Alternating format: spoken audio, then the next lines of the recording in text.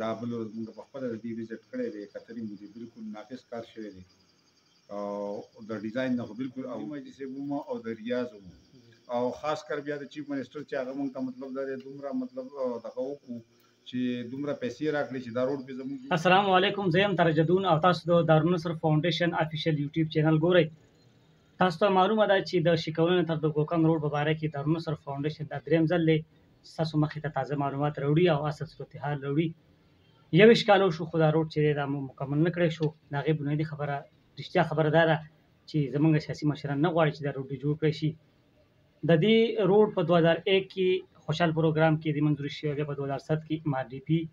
بیا په 2011 کې انجینیر امین مقام صاحب چې دغه دې ټیکه اخیستې وه، خو تر اوسه پورې 21 کاله وشو خو دا روډ چې مکمل نه کړی شو. او د دې چې کومو لارو ته تللی دی هغه ډېر خطرناک روډ دی، ډېرې ګرانې چړۍ دي، تنګ موړونه دي. او د دې کوم چې ویستو مقصد و هغه چې دی هغه دا و چې دا روډ به اساني او مختصر وي، یعنې لنډ روډ وي. د یختنګي مقابله کې یختنګي روډ چې هغه ډېر کوم چې یختنګي د خاص مقام چې هغه ډېر خطرناک و، په ژمي کې کوم سوارو ته به ډېر غټ تکلیف و. نو د دې وجې د دې روډ د ویستو مین مقصد هم دغه و. خو دا روډ چې دا اوس د یختنګي د روډ نه ډېر زیات ګران دی. اگر چې وورو دا خطر پکې نشته، خو د چړۍ چې دی هغه ډېر خطرناکې دي، موړونه ډېر زیاته تنګ دي. ترکول چې دي څه حده پورې رسېدلي دي، هغې هم کوالټي چې ده هغه ډېره کمزورې کوالټي ده. او د بونې طرف نه پیسیمټ هم شروع دي، خو روډ چې هغه ډېر خطرناک دی. موږ به د دې روډ باره کې تازه صورتحال، ځکه چې لیبر ته واپس راغلی، کافي سټاپ کړی شوی دی. درې وجوهات او د دې نه علاوه د پاندوریا کوم روډ چې کوم چې شیکولنې نه تر پاندوریا پورې دی، په هغې باندې کار چې دی هغه رکو کړی شوی دی. د دې باره کې او د دې نه علاوه کوم په نوي بجټ کې 2021-22 په بجټ کې چې کوم د اناور نه تر د کلیل کنډو پورې د روډ چې دی هغې لپاره په بجټ کې 30 کروڑ روپۍ چې دي هغه ایښودل شوي دي. دې باره کې به د شیکولې زموږ یو سینیر سماجي کارکون محترم مکرم خان صاحب سره به خبرې کوو. موږ سره اوسئ. بسم الله الرحمن الرحیم. تاسو ډېرو اهمه موضوع باندې خبره شروع کړه.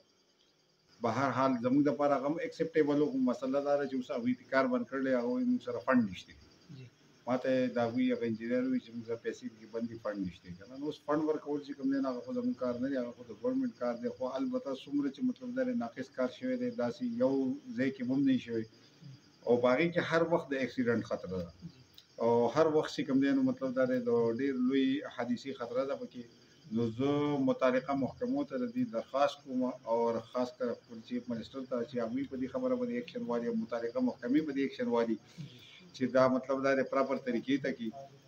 که نه مطلب دا دی په دې کې به تباهي کېږي، او د هغې ذمه دار به چې کوم دی نو بیا متعلقه محکمې. ډېره مننه. اوس دا راته ووایه کوم چې د پاندوریا دا روډ چې کوم دی، په دې چې کوم دا کار نیمګړی پاتې شوی دی، بجري پرې خوره شوې ده، خو بقا کار پاتې دی، د دې څه وجه کېدای شي؟ د دې وجه خو د ټیکهدار نه اهلي ده، ځکه چې هغه ته فنډ راغلی و، فنډ نه استعمالولو په وجه باندې هغه مطلب واپس بیک شوی دی. اوس هغوی دا وایي چې دا په جولای کې راځي، خو البته مطلب دی د ټیکهدار ډېر غټ نقصان وکړ د دې علاقې د دې دا 15 کاله وشو. په کار ده چې دی د خپل کار وکړي، او متعلقه چې کوم د دې محکمه د CNW هغوی ته دا په کار ده چې مطلب دا دی دا کار په ده باندې وکړي. دا د محکمو کارونه دي، او هغوی ته په کار ده چې دا کارونه وکړي، ځکه چې ټیکهدار خو هغه خپل لغه کوي که نه، او دې کې خلکو ته ډېر غټ تکلیف دی، او د ټیکهدار خپل هم نقصان کوي، ځکه چې دا مطلب خرابېږي بیا به یې جوړوي. نو هغوی ته مونږ CNW ته مطلب دا دی ایکسیان ته SDO ته دې ته درخواست کوو چې په دې باندې ایکشن والي، او دا فوراً چې کوم دی نو دا روډ کلیر کړي، بس دا مکمل کړي. دا راته ووایي کوم چې په دې موجوده 2021-22 کوم بجټ چې اوس پیش کړی شوی دی، په هغې کې دا کوم د اناور نه تر د کلیل کنډو پورې کوم روډ چې دی، د هغې لپاره 30 کروڑ روپۍ د مونی مجید صاحب په کوششونو باندې، او د ریاض کوم چې معاون خصوصي دی د کوم چې تعلق د بزدل بونې سره د هغو په کوششونو باندې 30 کروڑه چې دی هغه بجټ کې ایښودل شوي ده. دې باره کې تاسو څه ویل غواړئ؟ دې تاسو په کوم څه نظر ګورئ؟ یاره دا خو داسې خبره ده چې زه د دواړو ډېره غټه شکریا ادا کوم. دا بل ورځ موږ په خپله د دې وزټ کړی دی، کتلي مو دي بالکل ناقص کار شوی دی، او د ډیزاین نه خو بالکل آوټ دی. نو دا د هغه موږ ډېره زیاته شکریا ادا کوو، او خاص کر ریاض خان ته اوس زموږ دا درخواست دی چې هغه مطلب دا د CNW منسټر دی چې هغه په دې باندې دغه والي، او په دې فوراً چې کوم دی نو ټینډر وشي او کار پرې شروع کړی شي، او ډېر لوی کار یې کړی دی د دې علاقې لپاره. موږ د هغوی شکریا ادا کوو. دا راته ووایئ چې که د دې کلیل کنډو دا روډ اناور نه تر کلیل کنډو پورې یا فرض کړه چې کوم چې د پنګویا روډ چې کوم چې نیمګړی پاتې شوی دی یا د دې شکاولې نه تر د ګوکنده پورې چې کوم روډ دی دا ټول کارونه چې کوم نیمګړي دي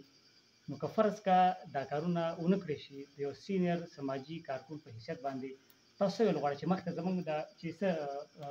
رانهامه ده آینده ټیم لپاره دو داغي لپاره خدای دې چې موږ به کوشش کوو په هر طرف باندې منډه ترلو او متعلقه منسټرانو پسې او داغي وزیر اعلی پسې هم ځان رسو هر قسمه دا کوشش وکاو او خاص کر چې کوم دینو په محکمو باندې موږ دا کوشش کوو چې هغوی دا کارونه زموږ کلیر کړي